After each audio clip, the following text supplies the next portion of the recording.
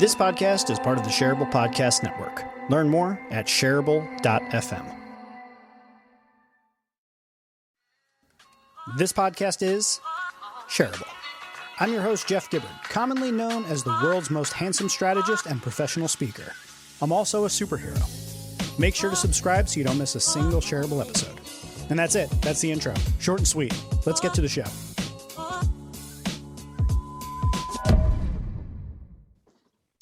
Welcome back to Shareable. Today, my guest is Joe Sanok. He is the author of a new book, Thursday is the New Friday, with the tagline that I freaking love and I can't wait to get into: how to work fewer hours, make more money, and spend time doing what you want. Just let that hit your eardrums and enjoy it. In this book, Joe empowers readers with practical evidence-based methodology, I'm reading this part, to create their own work schedule and dedicate more of their precious personal time to pursuing their hobbies and spending time with their family and friends. Another part of this that really resonates with me, because Joe, I do a lot of that too in my work. So welcome to the show, Joe. Jeff, thank you so much for having me on the show. Dude, it's really cool to have other podcasters on the show.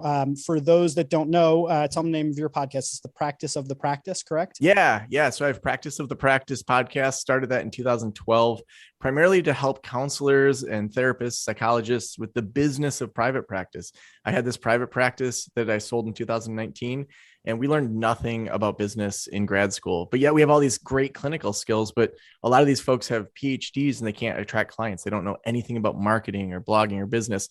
So I just was co-learning and just talking about it. And then over time, as I interviewed people, I realized I know a lot of stuff and started consulting and had a whole business arm.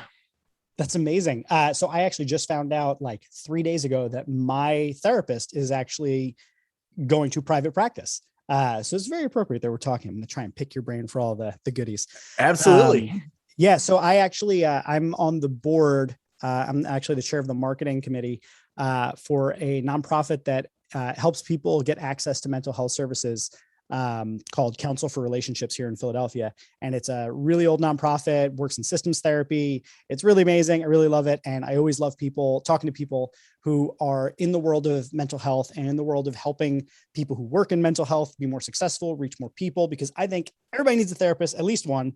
I pride myself on having two. I have mine and then I have ours. And I'm really, I think it's really awesome that you do this work. Yeah. I think it's cool to be in kind of the macro perspective where, we're helping thousands of therapists with their private practices. So we see trends really quickly. So at the very beginning of COVID, our membership community right away was like, we need help around online counseling. And so a friend of mine has the online counseling podcast. We helped them launch onlinecounseling.com, which it's like a directory of online counselors, and brought him in right away and did all these trainings. And our community just shifted so quickly in March of 2020. The 2020 was their best year ever for a lot of them, because they were helping people through a way that, they could keep helping them during the pandemic. And so it's just cool to see these trends and have connections with all these different companies that support mental health and say, hey, here's what we're hearing that needs to shift. Can you build that? And then right away, therapy, it's like creates like a, teletherapy within their system, or it's so fun to just be at that macro perspective of what's shifting in society. Yeah, man, I'll tell you. So if any of my CFR people are listening, definitely go and check out Joe's podcast. And after we get done with this, I want to pick your brain and see if you have any episodes you can recommend for that, because that's something that was really a big conversation in the nonprofit that I work with, because we had to shift so quickly to it. And there's so many considerations about it. Someone who's myself shifted from in-person to online and has a tremendous difficulty with vulnerability in general. The idea of having that safe space as an actual space versus having to set that up at home, there's like so many considerations with that. So I just appreciate that there's someone out there like you who's looking at those sorts of things, and it's encouraging people to have solves for that. Interestingly enough, I one of the things that I do, one of my businesses called the Superhero Institute, and it's essentially kind of what you're doing, except it's for coaches. So I've coached and consulted for a long time and taking everything I learned there and showing people how to build a successful coaching and consulting practice. And same sort of thing, I find there's a lot of things that I've learned. I'm curious, you've written this book, and I want to make sure that we get to talk about that, because it's one of the things that attracted me to having you on in the first place. But let's start with kind of your pivot from working in therapy and working as a counselor, and then moving to helping companies or therapists run their own private practice. Was there some sort of like an aha moment that you had that you were like, I've been doing this for, was it 15, 20 years that you were doing it, and you just basically were like, I just discovered this thing and it changed my life. And I tell other therapists about it. And now I need to like go spread the gospel, so to speak. Like what was your kind of aha moment that made you decide to get out of the therapy world? Or was it like just tired of talking to people and about their problems? No, I think it was kind of slow moving. I'm someone that doesn't do 5-year plans. I'm actually really against them because I think that you often play too small when you think in like 5 years ahead of now. Because when I look back 5 years, it's like I never would have guessed I'd be where I'm at now. But I usually say like, what's the next reasonable thing that's going to help me expand? And so, back in 2012, I was working at a community college and I was a college counselor. It was an amazing job. I had lots of autonomy. My boss was super supportive. So it wasn't this full-time job that I dreaded going to. If anything, it was a really easy job compared to some of the mental health jobs I had had. But at that time, I also had a counseling private practice to pay off student loan debt and kept hiring new clinicians and had eventually 5 clinicians there while it was my side gig. And then also had the podcast. So it was a very busy schedule. So my daughter was born in 2011 and she was diagnosed with a heart issue. And right before her first birthday, she had open heart surgery. And so, I mean, just going through having a child in the hospital and all that, and seeing her puffed up little face after surgery and, went through all of it. Her heart is fine now. She's healthy. She has no restrictions. But about a month and a half after she had heart surgery, they gave the all clear. Everything went how it's supposed to. The follow-up checkups went well. But then 2 weeks after that, I was diagnosed with thyroid cancer. And it was just like, oh my gosh, like we were just in the hospital. So then I did radioactive iodine treatment and all of these different things. It was the same year that my grandma died and my friend's wife had breast cancer. And it was just one of those years where it's like, how much more can a guy take? And I started to really evaluate, what was I doing with the private practice? What was I doing with practice of the practice? What was I doing with the community college? And again, it wasn't that I needed to leave or wanted to leave that 40-hour-a-week job, but it was that I didn't have the autonomy to grow my income, to grow my time. I was locked into that 40 hours. That's what I was contracted for. And so when my next child was born in late 2014, I took the full Family Medical Leave Act and spread that out. So that I was working part-time for about 4 or 5 months. And that gave me the opportunity to really kind of dip my toes into just private practice and just practice the practice and see if I liked it. And every single month was better financially than the month before. So in April of 2015, I ended up leaving that full-time job. And really from 2015 until I sold the practice in 2019, I really enjoyed the counseling work, but I kept watching this kind of shift towards every year I'd take on more consulting clients. Then I started a mastermind group. Then I started a membership community, and every hour was worth more and more over on the practice of the practice category. And my counseling side, I mean, you just can't charge someone for counseling, $1,500 an hour. It's like, I mean, I guess some people probably can. Esther Perel or, Brene Brown probably could. Yeah. But it was so much more scalable when I was going international in teaching therapists than doing one-on-one counseling. And I was having more fun with it. I really was just ready for that shift to help people level up beyond what they thought, to have more freedom, to build their practice, all these things that I had done. And so I just really kept noticing my natural energy and saying, it's really interesting what's happening. This thing that I thought I would be forever, a psychologist, a counselor, I'm leaving that identity behind. And eventually in 2019, even signed a non-compete that I wouldn't start counseling again, which is great. It forced me to just fully exit that field and jump full tilt into the consulting and the work that I do with practice the practice. So you burned the boats behind you, basically. Yeah, totally. Wow, man. There's so much there. I mean, throughout that whole thing, what a year that you made it through, the resilience to like keep to get back up from that. And then the perseverance to keep pushing through all of those different things.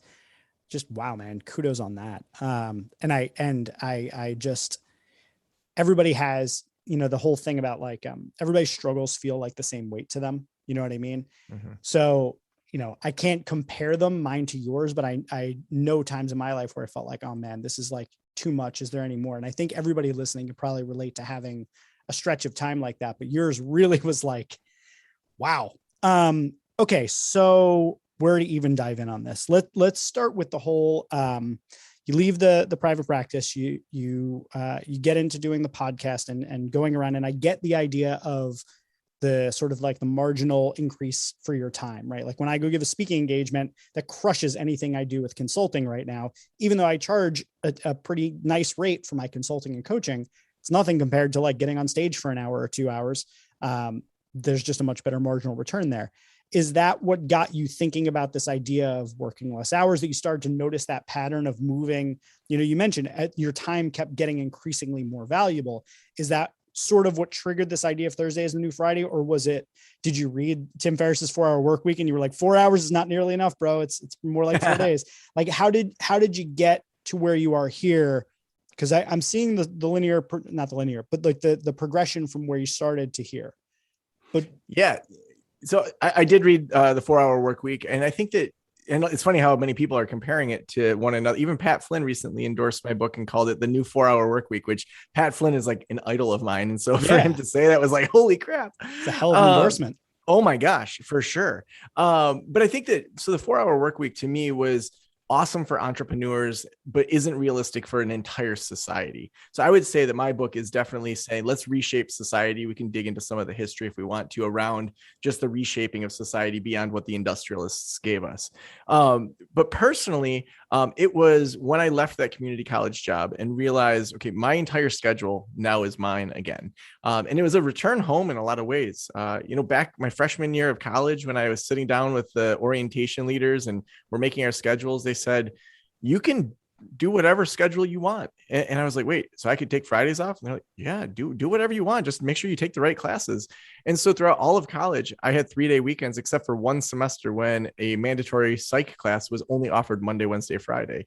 And so really it was a return home. My first job after grad school, I negotiated a 4-day work week to have a 3-day weekend, as a 25-year-old. And I just thought this was normal. I thought it was normal that people would say, well, why do I have to do things this way? That everyone kind of had this punk rock, like, I'm going to do it my way. But I realized that's not always the case. So that is not normal, just so we're clear. Like because I work a 4-day work week. I take Fridays off to watch my daughter. And I tell people about that and they're like, yeah, must be nice, because it's totally, people really do not get that. Like, it can happen. I definitely think it can't happen for everyone, but there's definitely and I think to your point, and this is actually something I really want to get into now that you mention it, is about the reshaping of society. I like that that's kind of part of what drove this. Absolutely. And so when I left the college, I that first summer said, okay, I want to do an experiment where I just work 4 days. And so I did it as a summer experiment just to look at it. I'm like, things aren't going to fall apart enough that it's going to like sink the ship of the family. And if it is sinking, then, I can always go back to 5 days a week. And so that whole summer I had 3-day weekends, and in September looked at the numbers, and every single month had been the best month to that point. So June was the single best financial month I had had up to that point. July was better than June. August was better than July. So I was like, holy cow, this thing's working. I'm going to keep doing this. And so I kept doing time experiments to see how little I could work and how much I could do, how much I could outsource. So this was how I lived from basically 2014 when I left that, or 2015 when I left that full-time job, all the way up till now. And so discovering that actually was a superpower for myself took some time, because I was working with a writing coach around getting a proposal for a book. Initially, I thought I was going to talk about big ideas, but she kind of knew what the industry was looking for. And every single Thursday, Nancy and I would talk, and it just felt like, what are we doing here? Like, you're just having me talk. And she would just say, well, how would you handle this with a client? How would you handle this? What advice would you give here? And she was really pulling out of me, what are the unique things that I have created for my clients, instead of just regurgitating what someone else has taught. And then when we kind of brought it together, it was really, you're teaching people to work less and make more. And that the 4-day work week really is kind of at the core of that first step to push people into that. What's the villain that people have to overcome to do this? Because that sounds heroic and lovely, and I'm all about it. And I've structured my life that way, but people have asked me how I did it.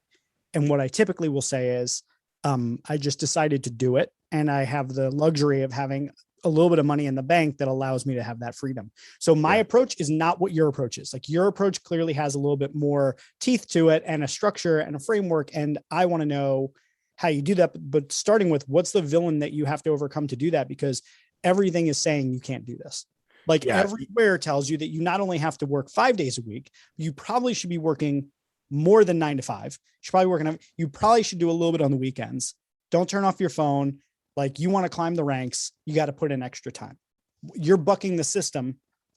Why? How? What's the villain that's over being all this? I love this question about the villain, because like, to know the backstory of society and how we got here, to me, is essential for us to move into this next phase. So to know the villain that we're dealing with now, we have to know the villain that was before it. So just like any movie, it's like you think that's the villain. There's actually another villain that's behind it that's even worse. So let's go back about 4,000 years to the Babylonians. So the Babylonians had this belief that there is only 7 major celestial things in the universe. So there was the sun, the moon, the earth, Mercury, Venus, Mars, and Jupiter. So the brightest 7 things that they could see. So they had 7-day weeks because of that. They literally made up the 7-day week. The Romans had a 10-day week. The Egyptians had an 8-day week. Hold on. You have to stop there. You can't be dropping that and just, is that the first 7-day week thing? Was that, and it was based on that? As far as we can see, the first major culture of a 7-day week was the Babylonians, which actually, if you deconstruct where the Torah was actually written down, when we see like the Genesis story being written down, it was written down when the Jews were in exile in Babylon. And so it's like, this is something that we think is so essential. That's a 7-day week, but it's completely random. I've never even thought about it actually, other than the Genesis story. Other than that, like I've never really thought of it. Yeah, I mean, you think about in nature, a year makes sense. It's how long it takes the earth to go around the sun. Mm-hmm. A day makes sense. It's how long it spins. A 7-day week, there's absolutely nothing in nature that says we need to have 7 days. Mm-hmm. And so we could just as easily have a 5-day week and have 73 of those in a year. That would actually probably make more sense because it's more divisible. You know, it's like, so if we just start with the Babylonians just made this up. In around 300, the emperor in Rome converted to Christianity, and across all of Rome then made the 7-day week the norm. So then again, we just have a powerful person that just makes the 7-day week up. So fast forward to the late 1800s, the average person was working 10 to 14 hours a day, 6 to 7 days a week. So they were just working all the time. So in 1926, Henry Ford does a huge step for the evolution of people, the evolution of work. He wants to sell more cars. And he says, my people who work at Ford are not going to buy a car to get to work faster. There's no way that they're just going to buy a car to get to work faster. But if we give them a weekend where they have something to do outside of work, I'm going to be able to sell to my own people way more. So in 1926, on May Day of 1926, where there had been a riot 40 years earlier asking for the 40-hour work week, he then announces we're doing a 40-hour work week at Ford. And it then starts to sweep the nation. So less than 100 years ago, the industrialists give us this big gift for the time, a step forward for humanity then, that now we've outgrown. So to your question of who's the villain, I would say it's the industrialists. They gave us something that was appropriate at the time, but we've outgrown. We don't think of people anymore as machines. We don't say we're just stagnant and we're part of this linear machine that just sits there. No, we're organisms that evolve and grow. And the businesses that are doing that are outgrowing the industrialist mindset, those are the ones that are thriving. So if we go back to that mindset of when people say, must be nice that you have a 3-day weekend, you have an industrialist mindset. That person is driven by the industrialists, even though they know that they don't think like the industrialists in any other capacity.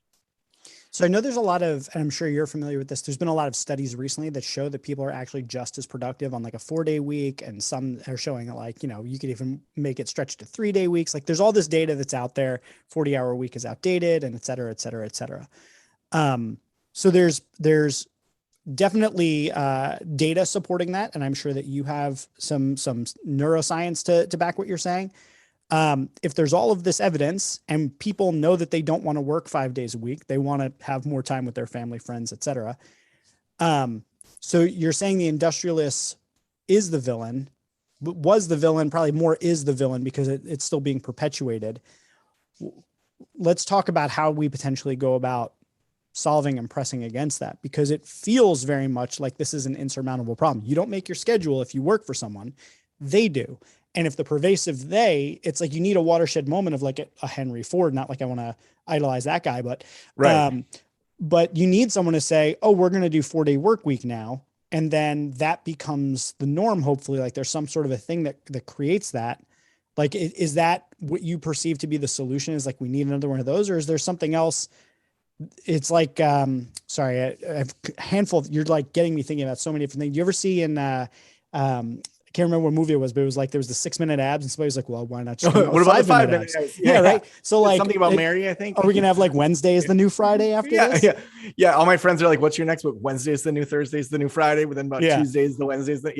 No. Well, and so, I mean, if we think about it, I think we just lived through that watershed moment. History is going to point back to the pandemic and say, what was the thing that made people say to themselves, why are we working this way? Why are we doing things this way? Why do we just care about butts in a chair instead of outcomes, when we just for a year were able to figure out how to manage our kids' Zoom calls, our own sourdough bread recipes, and work? There's all these things that we've realized that we can do it differently. And so I'd actually say we've lived through this, and we've been seeing this shift really since the 1980s. I mean, I don't know if you remember TGIF on ABC with Full House and Urkel. Every Friday. I mean, yeah, every Friday. Friday, I like to say, has been having an affair with the weekend for long enough. And why don't we just call it what it is? Because we know that Friday is not the same productivity as we see on Monday. It's a day that we have birthday parties. It's a day at work. It's a day we have like baby showers. We might do some cheesy team building activity. We're making weekend plans. It's just not as productive. And so as we start to dig into the neuroscience that you're talking about, and some of these case studies, we're seeing that more and more large corporations, small corporations, they're finding that the productivity and the creativity is actually higher with a 4-day work week, or fewer, as you were saying, than with the 5-day work week. So we can dig into why that slowing down actually sparks speeding up. If you want to go into that neuroscience, yeah, let's talk about it. Go for it. Dig right into it. Yeah. So, I mean, just think intuitively when you have your best ideas. I mean, it's when you're in the shower, or when you're on a hike, or you're on a long run, or maybe you're going for a drive and the music's off. What's common about all of those things? It's that your brain isn't being bombarded. It's not stressed out. It's not maxed out. I tell a story in the book about in 2001, I was in Nepal with my friend Todd. We were in the Chitwan jungle, which is like this kind of low point where there's like an elephant sanctuary, and we're going to do this hike through the jungle.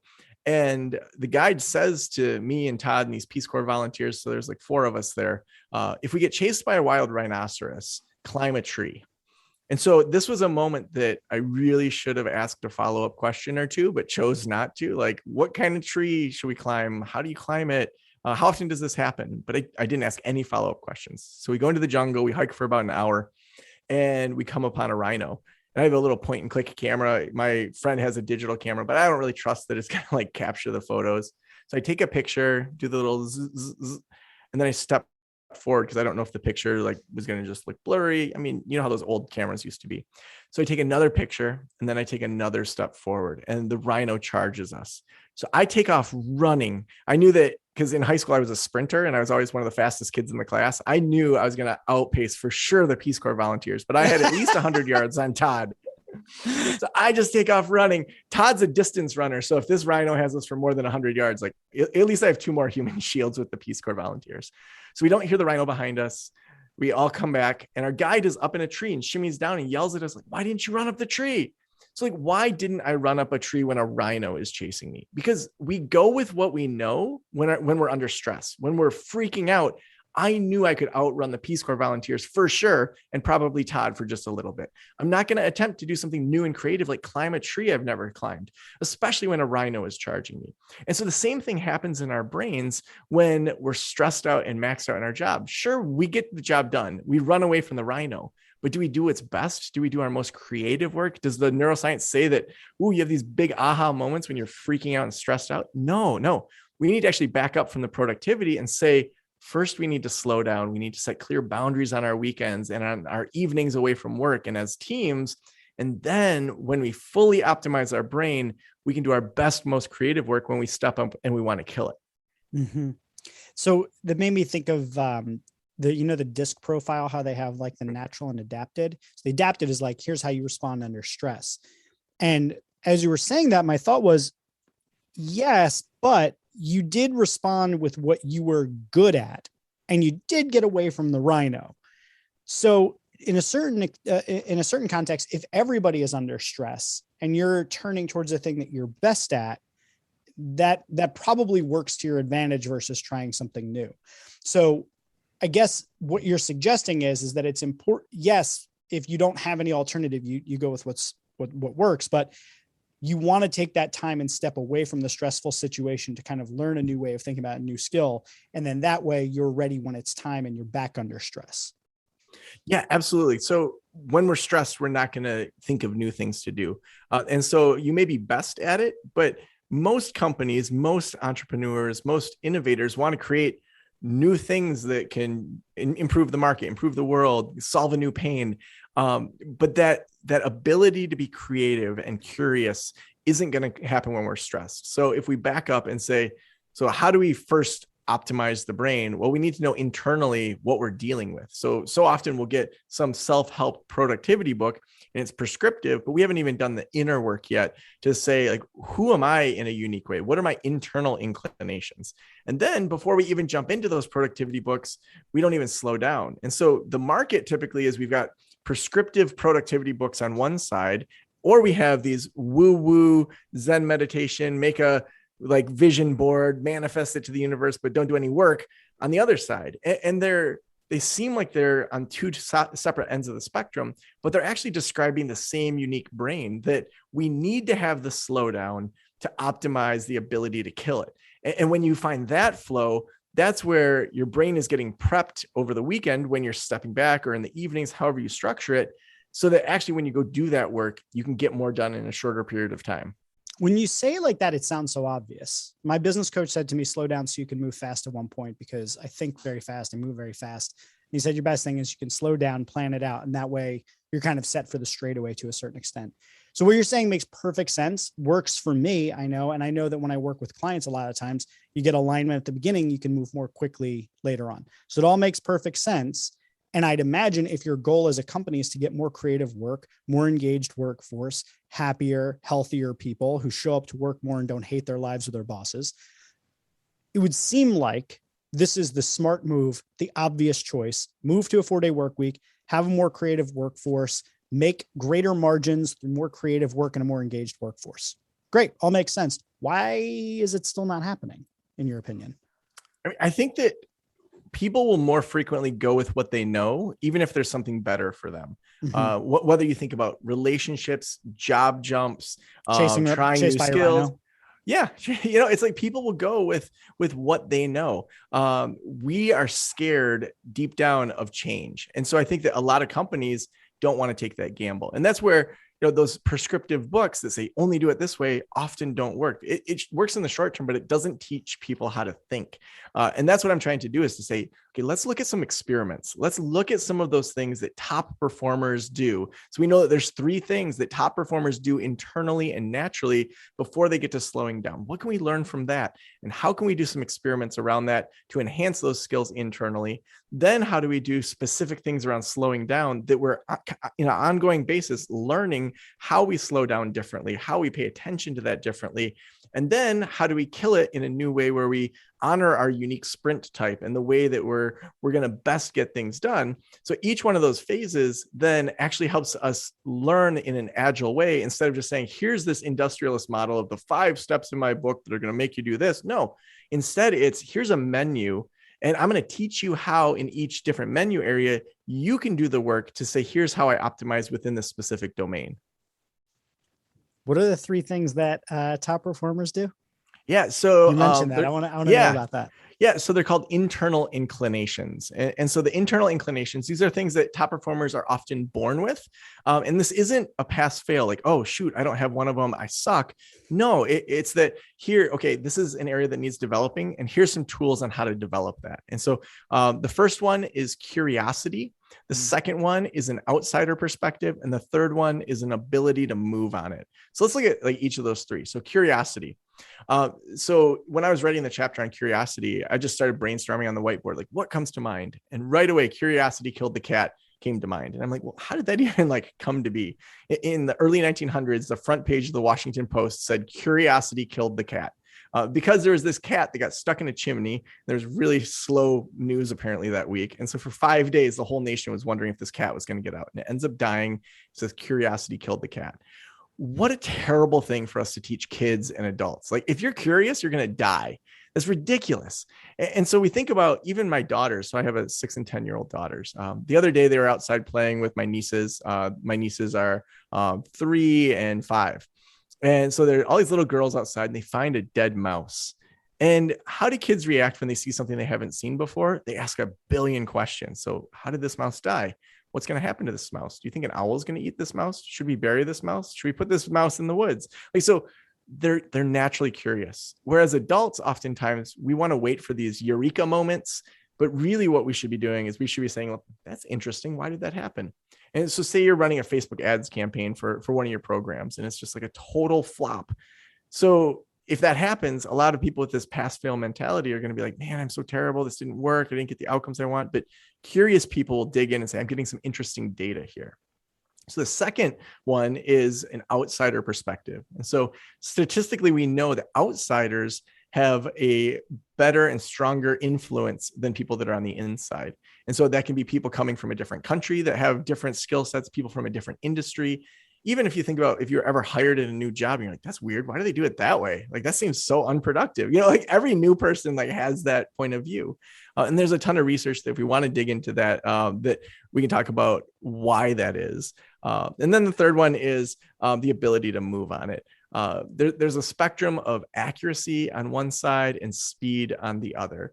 And so there's times that we want things to be accurate. You know, if I go to the hospital, if I go under the knife and have surgery, I want my doctor, I want her to do as accurate of a job as she can do. She can take as long as she needs to work on me to do a good surgery.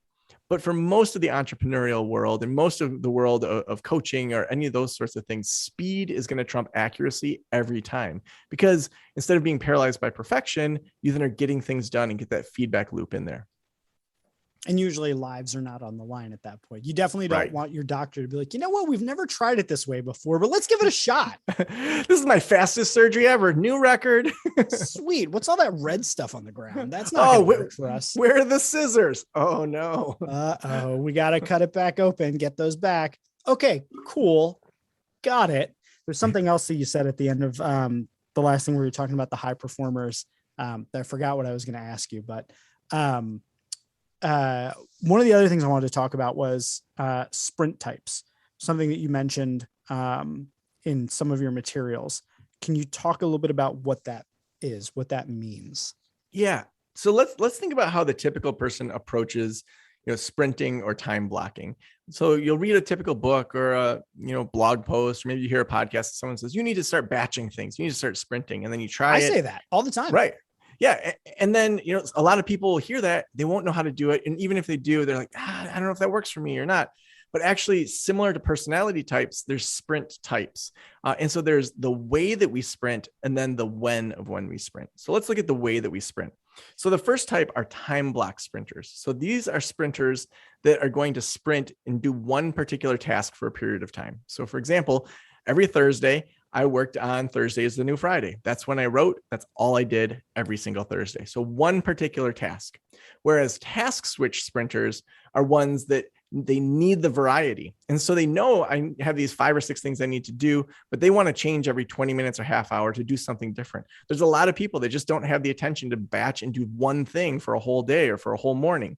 And so understanding just kind of how we're doing this can help the brain align with the actual tasks that you're doing. The second part of this is when we do it. And so when we're looking at the automated sprinter is someone that does it every single week at the same time. So that's what I did with Thursday is the new Friday, is every Thursday I'm writing this book. It's just on repeat. My assistant never books anything on a Thursday because it's just blocked out, Joe writing. So it's on repeat every week. And so, there might be that you're going to work on your podcast or do podcast guests for a specific time. It just repeats. But then the other type of sprinter around the when we're going to do it is going to be the intensive sprinter. So an intensive sprinter is someone that needs to go away. They need to have a retreat for 3 days and they go to an Airbnb and they just bust it out. And so I always like to cite the guy that I talk about in the book, Dr. Jeremy Sharp. He has the Testing Psychologist podcast. He has a psychology clinic in Fort Collins, Colorado. And this podcast is awesome. It's super niche with psychologists that are doing testing. But he goes away a couple times a year. He rents an Airbnb, and he has a number of criteria that he has as part of that. It needs to have some sort of outdoor space. It needs to be walking distance from a vegan restaurant because he doesn't want to spend time parking and driving all around a new town. He wants to be able to look at the menu, know the things that he orders, go get it, and then go back to work. And then he brings a bunch of work with him. So he's a task switch sprinter while he's doing his intensive. And so when we start to align our sprint type with kind of who we are naturally, we get more done and we don't feel like a failure because we're actually aligning our sprint type with how we're doing our sprints. Damn. We've covered so much in this already. And I realized that I haven't asked you one of like the most important questions. And I guess we're just going to save it for the end here. But like we've covered so much. We've covered some of the neuroscience behind it. We've covered the origin of the 7-day week and the 40-hour work week and what might be coming next. We've talked about kind of like flow and different types of sprint states and things like that. So we've covered a lot of different stuff, but we haven't talked about how we move from our current state to a 4-day work week. So to kind of like close out the show, let's get to the punchline of the whole thing. You're advocating for a 4-day work week. How are we going to get there? What are somebody listening right now is thinking, I want to do that. Maybe they're employed, maybe they're self-employed. I'd imagine those might be two different cases, but kind of what's the framework that you're suggesting people think about? Obviously don't give away everything in the book. I strongly suggest people go and buy the book, obviously, but whatever you feel like giving away, what's the move here? How do we get to it outside of what I did? Just say that I'm doing it. No, I think especially people that are employed by somebody else, that's where I get the biggest question of, okay, I want to do this. How do I do it? So I'll start with that. There are some employers that are so industrialist in their mindset that you'll have to make a choice of whether or not you stay there. I don't think that every single employer in the world is going to buy into this in the same way that not everyone bought in 1926. It took a while. And so just starting with, okay, where you work might not be a fit for you long-term. Okay, now say that at least your immediate supervisor seems somewhat open to the idea. And so I would recommend getting a small team of 6 to 8 people. So this is going to be a team maybe within a department. You all maybe have similar roles and similar types of things that you're judged on. And then you're each reading through the book. What you're going to first do is talk to your supervisor and say, we want to do an experiment for 2 or 3 months where we work 4 days a week instead of 5 days a week. We want to put together our KPIs, our key performance indicators of how you judge us. We want to work with you and give you, weekly or every other week updates. And here's kind of what the plan is going to be. The benefit to you is that you get to look like an innovative supervisor. And if we end up discovering something, your team was the one that discovered this. And so if you can get some, at least buy-in over a couple months from your supervisor to say, let's at least give this a whirl for 2 or 3 months. We don't want to have this be a 2-week thing or a 1-month thing, because there's so many variables that can happen just in a month where, something can happen and then it makes your team look really bad and they blame it on the 4-day work week, when in reality, it was just maybe a natural flow within the business. All right, so you get some buy-in. Then the next step is as a team to say, what are the KPIs for our team of how we're going to judge this to be a success or not?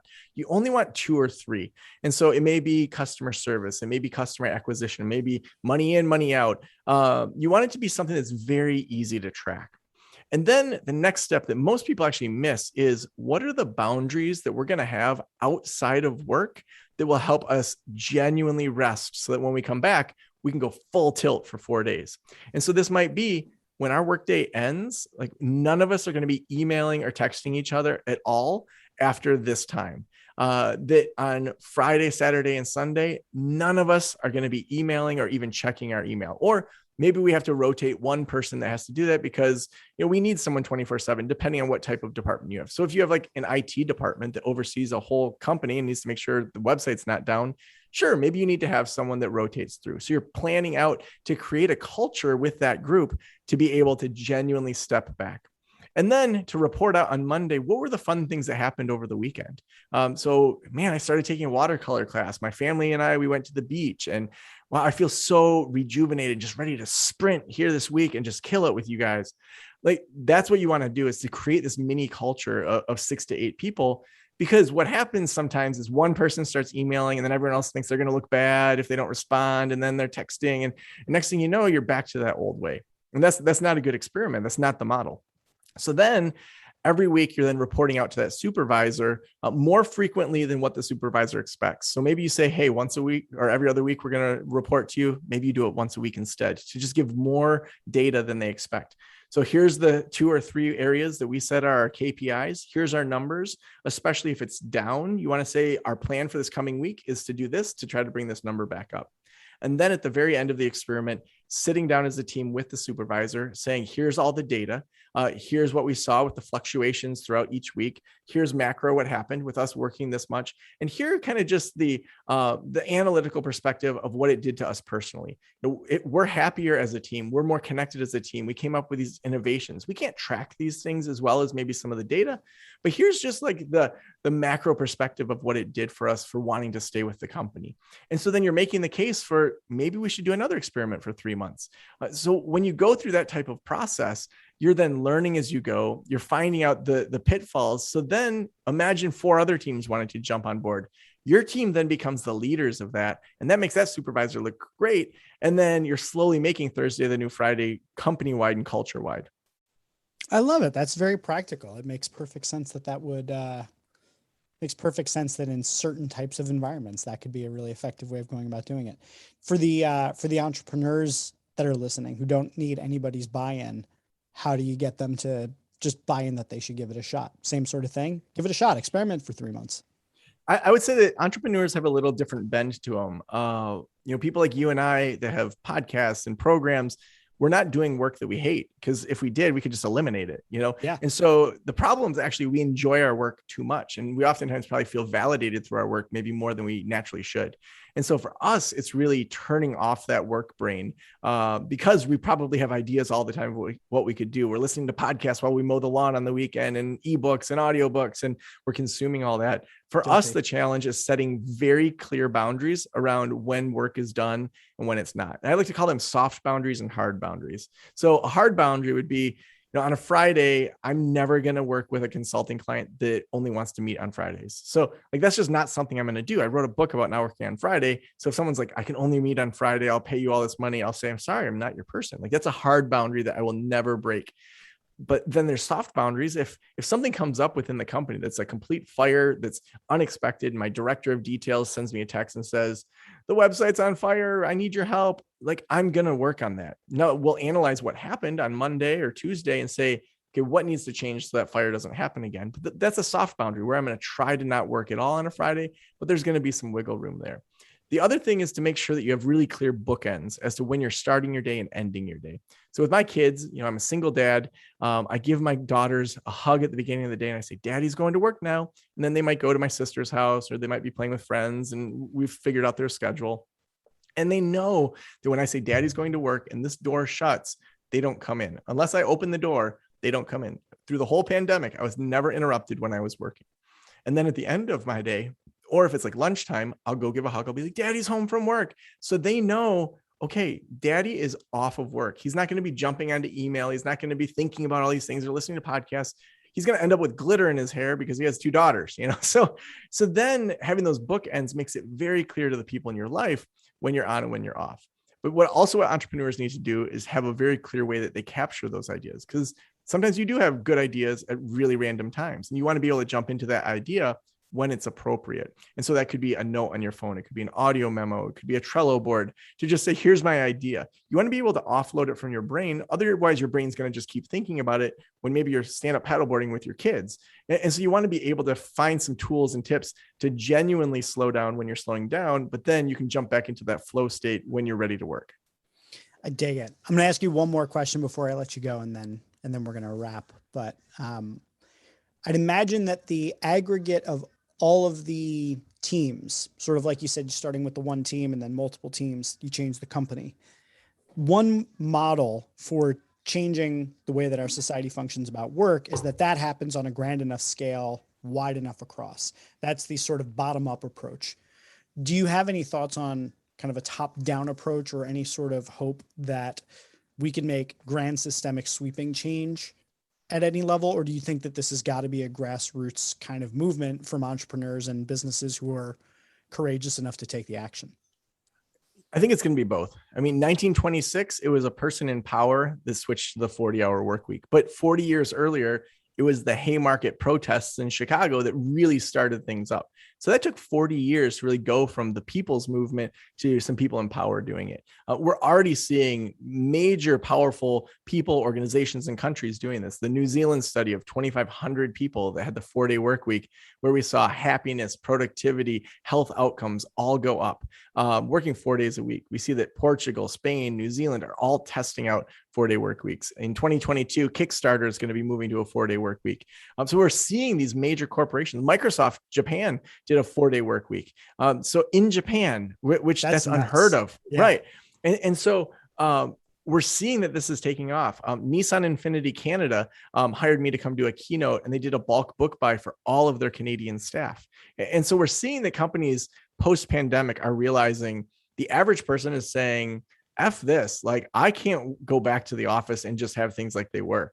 And so they're looking for blueprints. They're looking for ideas. They're looking for conversations. They may still go back to the industrialist model, but they're more open than they've ever been. And I think our generation, having lived through this pandemic, is the one that can say, no, we are not going to go back. We are digging our heels in, and it's going to be better for society. So I think it's going to be that grassroots, but it's also going to be pulling in those larger corporations and saying, we can reinvent how society is around what our work week is. The Babylonians did it. The Emperor of Rome did it. Henry Ford did it. Like, we can join in that lineage to say, what's the next reasonable step for society? And right now that's the 4-day work week.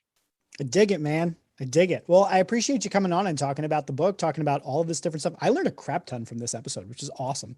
I love learning things from my guests and such. So thank you for coming on. I want to give you a chance in the show just to promote the hell out of yourself shamelessly and without any care in the world. Tell people where they can go and learn about you, connect with you, listen to your podcast, buy your book, hire you, whatever it is that they'd like to do. The show is yours. Yeah. The biggest thing is to buy the book, whether that's on Amazon or your local bookstore, wherever you get your books, you can pre-order that. It drops on October 5th. And so we've got a ton of books that have already been pre-ordered. We've got a ton of really big things lined up. The head of Kickstarter is going to be interviewing me at at least we think it's going to be live event in New York that week. Bloomberg News is having me on there. Pat Flynn's having me on his show. We just have a ton that's coming out all around Thursday is the new Friday. The best website is joesanok.com. That's where I have all my keynote information about the books. But most importantly, we have an experiments section, which as you do these experiments, this is not the Joe Sanok method. I'm not your guru. This is us as a collective saying we want to reshape society. We want to learn from each other. And so if you're doing experiments, we want to know about it. We want to have you submit those experiments so that we can publicly say, hey, this company did this. They failed miserably in their eyes, and this didn't work for them, or this did an amazing thing. We want to track those experiments and also any book clubs that people are having as well, just to make sure that we together can be spreading this message and that it's not just the Joe Sanok message, but it's our message to say we need to reshape society. We aren't going to live in the way that we've lived. That's really awesome, man. I actually just had, I'm publishing a book that's coming out in January 2022. And I was just talking with the marketing team from my publisher. And we were talking today about like the marketing page of my book, like where do you want people to go and this and that. And I was saying, like, I don't really care if anybody follows me on Twitter. I don't care if anybody follows me on YouTube or something. What I care about is like, did they try the ideas in the book? Did something good happen? Did something bad happen? What happened? Tell me about it. And I really like that you're doing that and actually gathering those experiments. Are you going to be publishing those live, or are you just taking them in and then sifting through them to kind of build a report? Like, how are you? No, we'll be putting them up, just blog posts that anybody can read. We're not going to have a paywall or anything. The internal inclinations assessment people get access to from the book. There's a promo code to get that, to be able to figure out their own internal inclinations. So yeah, we're trying to have as few paywalls and things like that. We just want to stay connected with people and let them know the cool things that people are doing out there. I love it, man. Anybody who's behind trying to change the world for the better, I am thoroughly in support of. So I really appreciate you coming on. I appreciate the work that you're doing. I appreciate your message. I love working 4 days a week. I would encourage it to anybody. It is dope to have a Friday off.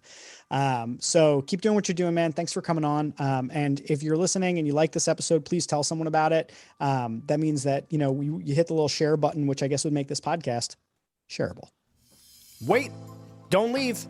If you've never listened to my fancy outro, do it just once for me, please. Okay, if you enjoy Shareable and you find it valuable, there's a few ways that you can support the show. 1, you can share it on social media, which I strongly encourage. I mean, it's literally the name of the show. Shareable. 2, you can review it on iTunes, Stitcher, or wherever you get your podcasts.